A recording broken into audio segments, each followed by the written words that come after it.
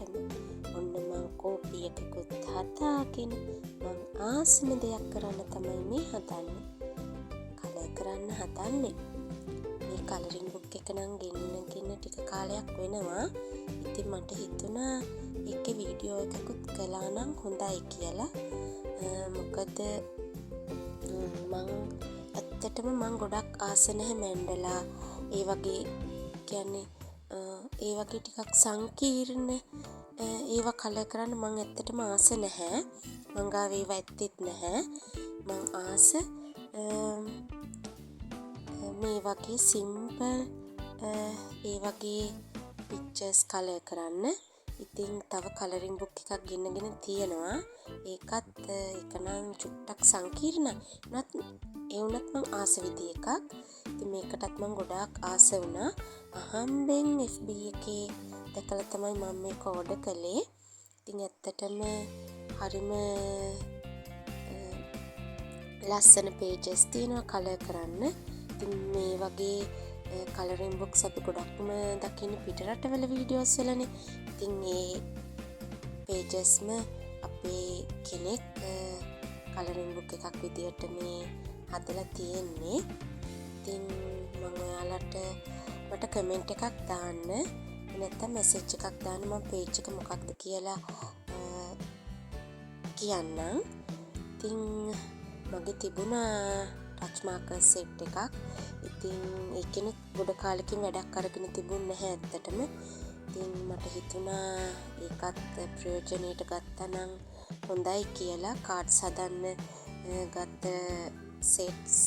ඉතින් ඇත්තටම ගොඩ කාලෙකින් කලර් කරේ නැහැ ඒ වගේ.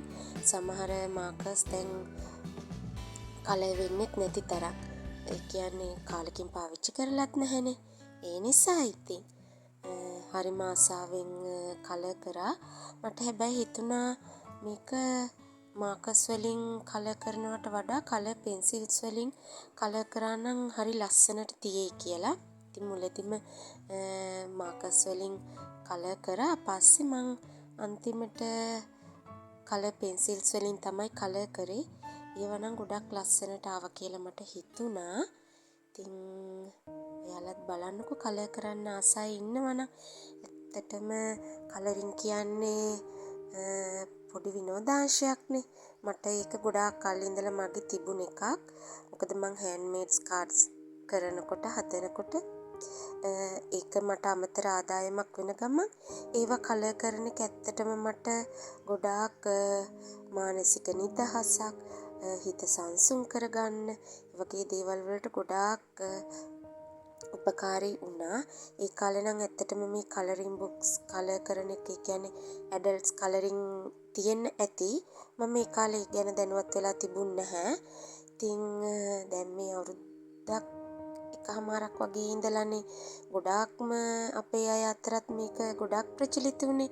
ඉතින් ඒ කාලේ තමයි ඉතින් මමත් මේකට පුරුදුනේ. අවුරුද්දක් දෙකක් වගේ වෙනවා. ඉතින් දැන් අර කාඩ්ස් හදන එක අඩු නිසා ඉතින් මට හිතුණා පුතා නැති වෙලාවේ මේ වගේ දෙයක් කළා නම් හොඳයි කියලා.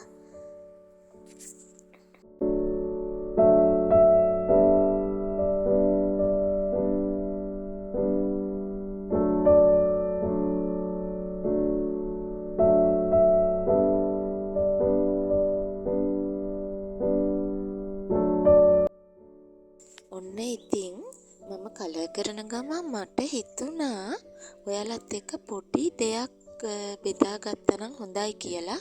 මේක පුංචි කතාවක්. කතාවක් කිව්වට මේක ඇත්තටම හරිම වටිනවා කියලා මට හිතෙනවා. මොකද දවස් 2-3කට සැරයක්වත් ඔයා නම් මේ වගේ කෙනෙක් වෙන්න එපා කියලා මම මට්ටම කියා ගන්න වෙන අවස්ථා මේ වගේ.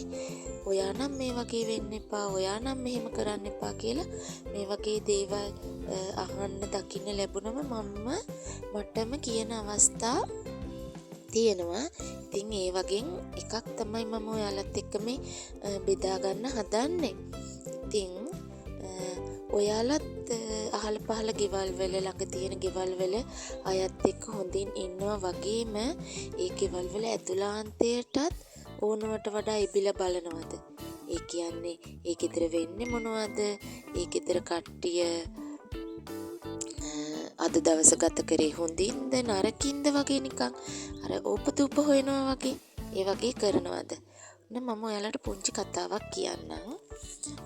එක්තරා ගෙදරක දරුවෝ දෙමව්පියෝ අම්මා සහ දරුවෙක් පොඩි අමනාපකමක් ඇති වෙලා තිබුණා. ඉතින් ඒක ඇති වෙලා තිබුණාට පස්සේ දරුවා එයාගේ යම් දෙයක් අම්මත් එක්ක දැන් තරහ වෙලානේ. එයාගේ කාමරයට දාලා දොරත් ලොක් කරලා එයා ගෙදරින් පිට වෙලා තිබුණා. හැබැයි ඒ ගෙදර අම්මා දන්නේ නැහැ. අම්මා ගෙදරින් අනිත් අය දන්නේ මෙන්න මේ ඒ භාණ්ඩය පුතා ඒක අයින් කරලා කියලා. ඉතින් ඒගොල්ලෝ ඒකෙන් ප්‍රයෝජනයක් ගන්න හදනකොට තමයි ඕක සිද්ධිය වෙලා දවසක් විතර ගියාට පස්සේ එයාලා ඒක අවශ්‍යතාවය ඉටු කරගන්න හදනකොට තමයි අයි මේක මේ වැඩ කරන්නේ නැත්තේ කියලා බලනකොට තමයි ඒ අදාළ භාණ්ඩේ නැහැ කියලා එයාලා දැනගෙන තියෙන්නේ. හැබැයි ගෙවල් දෙකකට විතර එහා පැත්ත ගෙදර කට්ටිය ඔය සිද්ධිය වෙනවා. කියන්නේ පුතා ඒ භාණ්ඩය ඉවත් කරගන්නවා දැකලා තියෙනවා. ඉතින් අර ගෙදරම ඉන්න අය දන්නේ නැහැ. හැබැයි ගෙවල් දෙකකට විතර එහා පැත්තේ කාන්තාවෝ දෙන්නෙක් ඒක දැකලා ඒ ගෙදර අයගෙන් අහලා තියෙනවා මෙන්න මෙහෙම දෙයක් වුණාද කියලා. සමහර විට ඒගොල්ලෝ එහෙම ඇහුවට පස්සේ වෙන්නත් ඇති එහෙම දෙයක් වෙලාද කියලා ඒගොල්ලෝ දැනගන්නත් ඇත්තේ. ඉතින් ඊට පස්සේ දැන් ඔය අර බලාගෙන ඉඳලා දැන් අර අදාළ අම්මගෙන් මේ විස්තරය අහපු කෙනා ගැන දැන් අම්මා ඒ සිදුවීමේ අදාළ අම්මා දැන් කීප දෙනෙක් එක්කම එයාගේ නුගුණ නොහොද මෙන්න මෙහෙමයි අපිවත් දන්නේ නැහැ. අරයන්න් දන්නව අපේ ගෙදර මේ උනේ මොකද්ද කියලා කීප දෙනෙක් එක්ක කියලා තිබුණා. ඉතින් ඔය වගේ ඒ සිද්ධිය අහපු කීප දෙනා තව කීප දෙනෙක් එක්ක කියනවනේ අනිවාර්යෙන්ම. මටත් ඒ කතාව අහන්න ලැබුණේ අන්න ඒ ආකාරයෙන් තමයි. ඉතින් දැන් අර කෙනාගේ නුගුණ නරක දැන් ඔය එක එක්කෙනා අපටත් මෙහෙම කරා කියලා දැන් ඔන්න කට්ටිය කතා වෙනවා. ඉතින්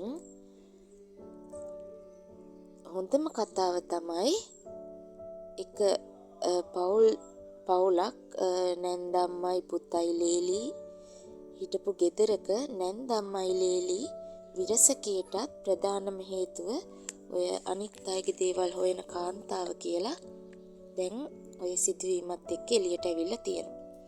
ඉතින් අර කෙනාට හරිම අප්‍රසන්න විදිහට පිළිකුල් විදිහට තමයි දැන් කතාව යන්නේ.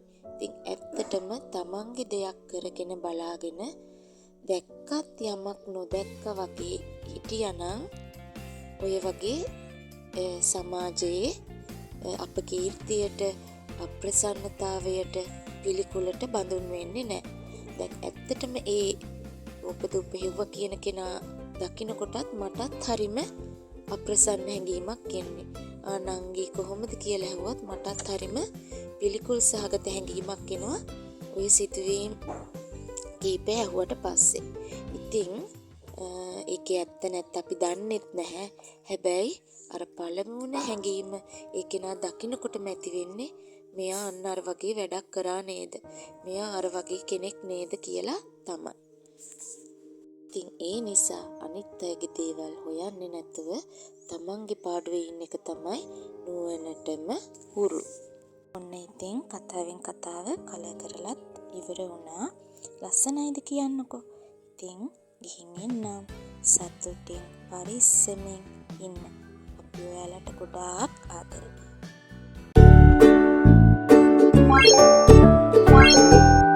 Bye.